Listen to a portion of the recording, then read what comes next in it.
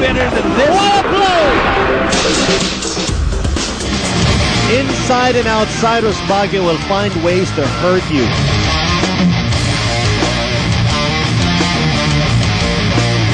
Out to receive the pass. Miller makes it in the nick of time. You talked about needing a go-to guy. There goes Baguio all the way, and that's how you dissect the defense.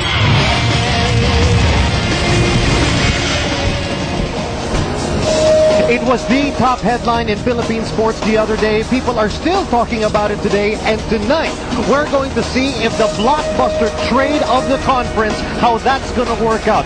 Willie Miller, now a Barangay Ginebra King, while Cyrus Baguio now with the Alaska Aces. Basketball addicts of the Philippines, hello and welcome to your PBA Friday here on Solar TV. Along with Coach Ronnie Magsanok, I'm Vito Lazatine. Now, we could talk about how good these two teams are, but we all know what the real story of this game is, and that is this trade.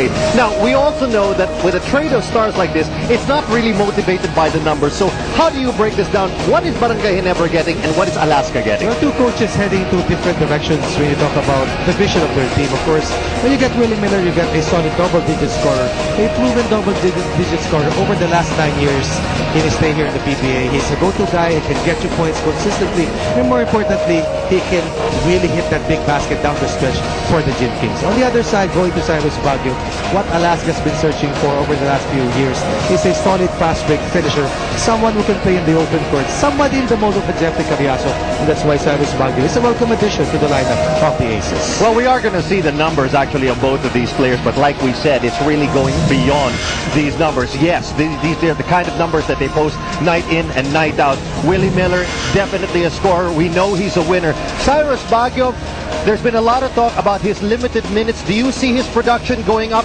dramatically in this now that he's with Alaska? Yes, as we take a look at the numbers, I believe that Cyrus Baguio will have a lot of space to operate and unravel his high-flying act. But we also have to mention that Willie Miller over the years has been a two-time MVP, a two-time Best Player of the Conference awardee, once upon a time an All-Star MVP. He's been there, he has done that, and he wants to prove himself time and time again. He will get that special opportunity playing for the Ginebra Gin Kings. Now, Willie Miller is only one of two Kings that are making their debut tonight here at the Araneta Coliseum. So say hello to the new import of Barangay Ginebra. He is Milton Ambrose.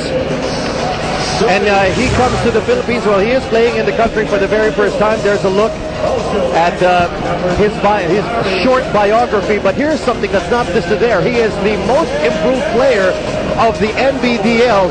This is the first year that they have given out this award, and he is the first winner of it. So I think it's safe to say that Ambrose will bring some game to this Barangay Ginebra squad. And that is the fervent hope of the coaching staff of Ginebra as they make the difficult decision of replacing Story. He averaged 24 points and 17 rebounds in the 5 games that he played for the Gin Kings.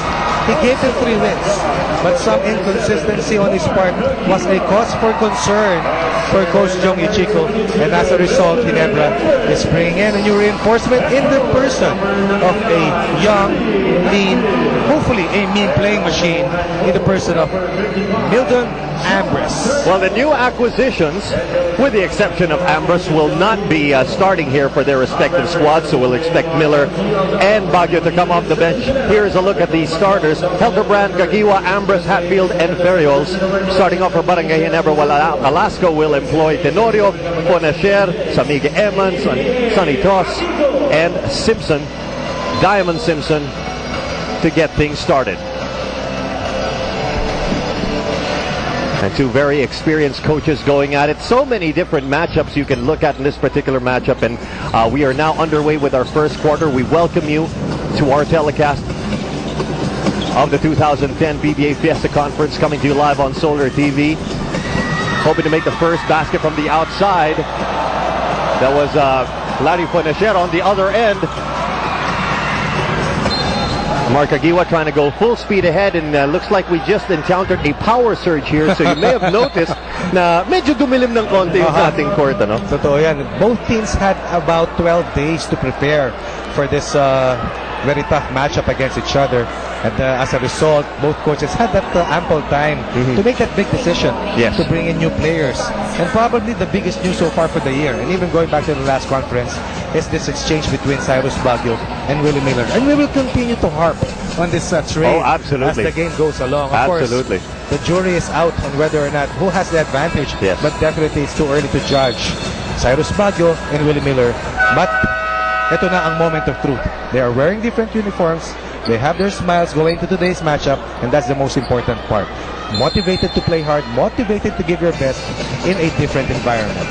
Still in the opening seconds of the nightcap of this PBA Friday doubleheader, Aces will try to get on the board first. Fonacher off the Simpson screen. Simpson working his way in. And he'll score the first basket of the game, going hard against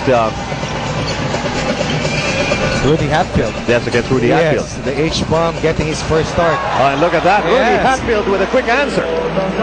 And during the course of the All-Star break, most of the coaches also had the opportunity to experiment on a lot of different combinations. And here we find the starting unit of Ginebra, something that we haven't seen all throughout the conference so far. Ferriol starting out, and likewise itong si Hatfield also getting his first start for the Gin Kings. Going back the other way, still knotted at 2. Kagiwa walking the tightrope. Kick out now to Helterbrand.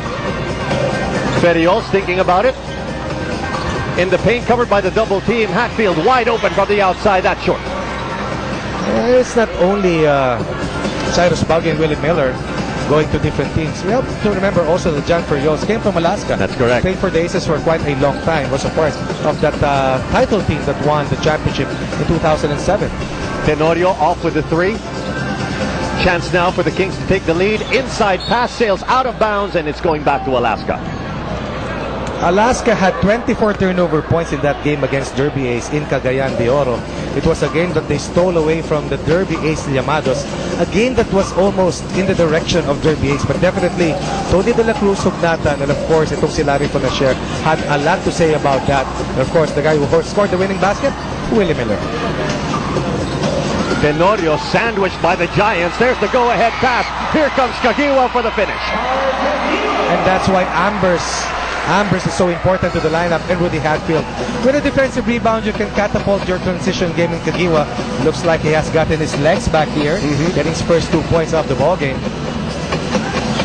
Fonacher trying to work around the screens. There's the give and go. Eman with the fake, and that's one step too many.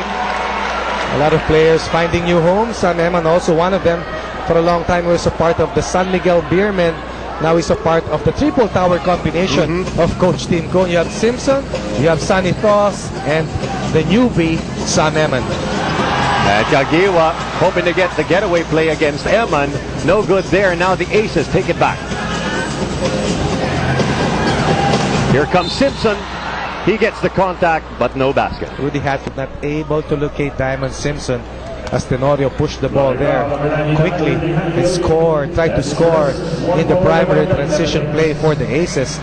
Well, this is one thing that's going to be new for Alaska, with Fonacher starting out and Cyrus Baguio coming off the bench. Alaska can increase the pace and try to also lift up their scoring with their fast break. Hindi sila known for their fast break execution, but over the years they have been more known for their wanted triangle offense and half-court execution. Good trip to the line for Diamond Simpson, who's currently ranked 4th overall in scoring in this 2010 PBA Fiesta Conference. We're now knotted at 4. Helterbrand going inside to Ferriols. Oh, and you cannot leave Mark Kagiwa all alone like that. Mark Kagiwa for the season, only a little under 11 points, but definitely he is more than and better than the 11 points per game that he has shown so far. Inside to Eman. Nowhere to go there. Simpson knocks it from the outside. Before this game, 100% from the 3, but that is his second conversion so far for the conference. Still perfect, still has the best percentage among all the players. 2 for 2. This conference, 2 for 2. 2 for 2 after 4 games. Not bad. Or after 5 games, I should say. Nice drop pass, Hatfield. On the reverse, he gets fouled by Eman. Foul number 1, Sam Eman. That's his first. One for the Alaska Aces. Coach Tim Cone ranks second among all-time coaches in terms of titles won, already with 12. Coach Jong Yuchiko, not bad, with 8 championships.